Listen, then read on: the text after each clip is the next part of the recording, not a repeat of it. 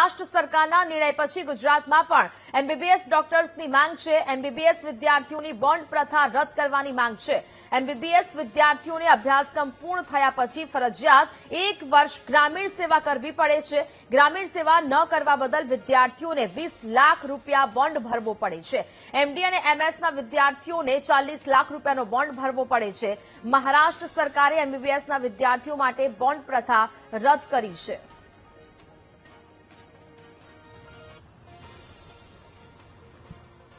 ગુજરાતમાં સરકારી કોલેજમાં અભ્યાસ કરીને ડોક્ટર બનતા જે વિદ્યાર્થીઓ છે એમના માટે ખૂબ મુશ્કેલી ઊભી થઈ રહી છે અને એની રજૂઆત કરવાની પણ અત્યારે વિદ્યાર્થીઓને ફરજ પડી છે। મહારાષ્ટ્ર સરકારે બોન્ડ જે સિસ્ટમ હતી એને નાબૂદ કરવાની જાહેરાત કરી છે, ત્યારે ગુજરાતમાં પણ રિફોર્મ કરવામાં આવે અથવા તો આ નાબૂદ કરવામાં આવે એવી ડિમાન્ડ છે ઊભી થઈ છે। અત્યારે વડોદરાના ડોક્ટરી ક્ષેત્રે અભ્યાસ કરતા ડોક્ટરો આપણી સાથે છે ને એમની સાથે વાત કરું।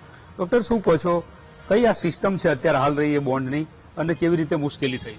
નમસ્કાર। જેમ બોન્ડની સિસ્ટમ વિશે વાત કરીએ તો અનુસ્નાતક એટલે અંડર ગ્રેજ્યુએટમાં અભ્યાસ કરતા વિદ્યાર્થીઓ માટે સરકારી મેડિકલ કોલેજ અને અથવા જો કોઈ પ્રાઇવેટ મેડિકલ કોલેજમાં જો અભ્યાસ કરતા હોય અને જો કોઈ શિષ્યવૃત્તિ લીધેલી હોય તો તેવા વિદ્યાર્થીઓ માટે સરકારશ્રી તરફથી 20 લાખ રૂપિયાની બોન્ડની જોગવાઈ અને પોસ્ટ ગ્રેજ્યુએશનમાં સરકારી મેડિકલ કોલેજમાં અભ્યાસ કરતા વિદ્યાર્થીઓ માટે 40 લાખ રૂપિયાની બોન્ડની જોગવાઈ હાલ પૂરતી સરકારશ્રી તરફથી કરવામાં આવેલી છે।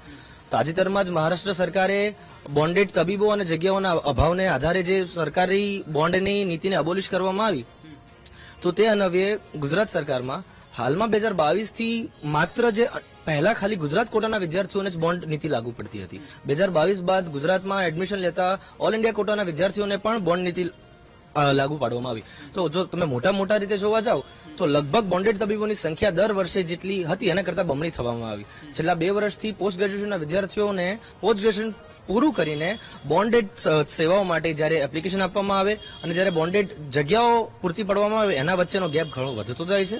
અને સરકારશ્રીની એવી પણ જોગવાઈ છે કે જ્યાં બોન્ડેડ તબીબીની જોગવાઈ કરવામાં આવે અને એ જગ્યા પર જ્યારે જીપીએસસી થી કન્ફર્મ અધિકારીની જોગવાઈ થાય ત્યારે તે બોન્ડેડ તબીબને ત્યાંથી છૂટો કરી દેવામાં આવે છે અને નવી જગ્યાએ જો કોઈ અવેલેબલ જગ્યા હોય તો પોસ્ટિંગ કરવામાં આવે છે। પોસ્ટ ગ્રેજ્યુએશનના વિદ્યાર્થીને સૌથી મોટી પડતી તકલીફ એ છે કે સમયસર બોન્ડેડની નિમણૂક ન મળવી તો એવા અગમ્ય એવી જગ્યાએ મળવી કે જ્યાં તેમની કારકિર્દી તેમના સ્કિલ્સ જે ડેવલપ નથી થઈ રહ્યા અને ખાસ કરીને ગુજરાતના પીજીના વિદ્યાર્થીઓ કે જે સુપર સ્પેશિયાલિટી માટે અભ્યાસ કરવાનો પ્રયત્ન કરી રહ્યા છે તો પોસ્ટ ગ્રેજ્યુએશન અને સુપર સ્પેશિયાલિટીની વચ્ચેની આ બોન્ડેડ સેવાઓની અનિયમિતતા અને અનિશ્ચિતતા એમની કારકિર્દીને અને એમની તૈયારીને ક્યાંક ને ક્યાંક નડતરરૂપ બની રહી છે। શું માનો છો, ડોક્ટર તો બની ગયા પછી એ ચિંતા જ રહે આ સિસ્ટમ છે તો અથવા શું સુધારો થવો?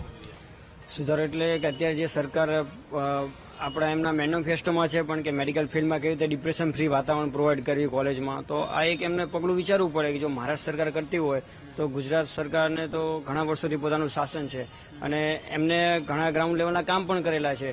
તો જે બોન્ડની પોલિસી છે એ ખરેખર રિફોર્મ કરવા માટે એકવાર અમારું પ્રતિનિધિ છે એની સાથે એક બેઠક કરે અને બેઠકમાં યોગ્ય નિર્ણય બંને તરફથી મળે જેથી કરીને વિદ્યાર્થીના ભવિષ્ય છે એના જે સમય બચાવ છે એ પણ આપણે કરી શકીએ। સરકારી કોટામાં જે બોન્ડની રકમ છે, સરકારી કોટામાં ભણતો વિદ્યાર્થી અને બોન્ડની રકમ માનો છો કે આ નાબૂદ થવી જોઈએ અથવા તો કંઈક? હા, નાબૂદ થવી એ કોઈ સોલ્યુશન નથી, પરંતુ એને અલ્ટરનેટિવ ઓપ્શન તરીકે અથવા સરકાર અમારી સાથે વાટાઘાટ કરે અને જે સરકારની ડિમાન્ડ છે, કારણ કે એક જ્યાં સરકાર પણ એક પબ્લિક માટે જ કામ કરી રહી છે, જે તે સમયે પીએસસી સીએસસી ચલાવવા માટે બોન્ડનો ઉપયોગ કરતી હતી પણ હાલ એ જરૂરિયાત નથી એમ, તો એના માટે રિફોર્મ કરવાની ખૂબ જરૂરિયાત છે। મહારાષ્ટ્રની જેમ ગુજરાતમાં પણ રિફોર્મ કરવાની જરૂરિયાત છે।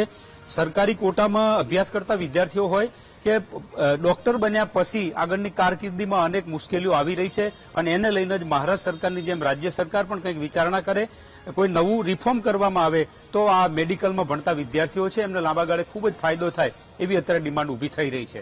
કેમેરામેન કિશોર ક્ષીરસાગર સાથે માનુ ચાવડા, વીટીવી ન્યૂઝ, વડોદરા।